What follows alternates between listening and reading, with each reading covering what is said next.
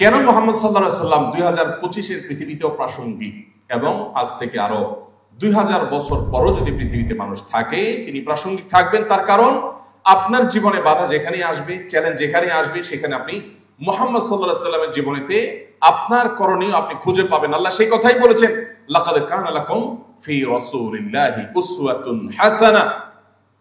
আজ আমরা বাংলাদেশের মানুষ হিসাবে আমরা যে সমস্ত সংকট, যে সমস্ত সমস্যার মুখোমুখি, আপনি প্রতিটি সমস্যা, প্রতিটি সংকটকে মুহাম্মদ সাল্লাল্লাহু আলাইহি সাল্লামের আদর্শের কষ্টি পাথর দিয়ে আপনি সমাধানের পথ আপনি আবিষ্কার করতে পারবেন, খুঁজতে পারবেন।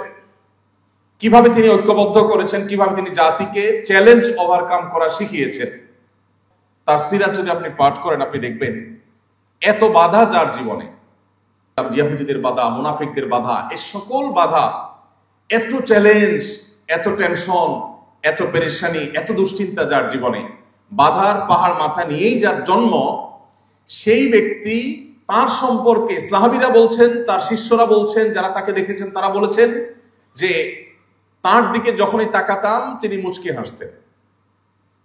এত বাধা, এত টেনশন, এত পেরেশানি, এত শত্রুতা যার ব্যাপারে, সেই লোকটা তার দিকে তাকিয়ে কখনো এমন হয়নি যে তিনি গোমড়া মুখে আছেন, সবসময় তিনি হাসি মুখে থাকতেন।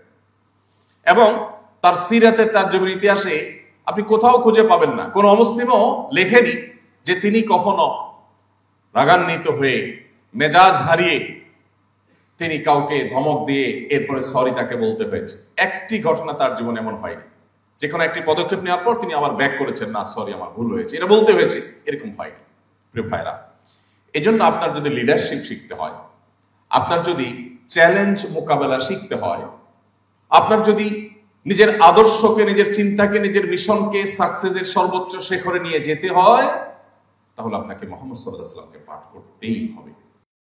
আস-সুন্নাহ ফাউন্ডেশন, উম্মার স্বার্থে, সুন্নাহর সাথে।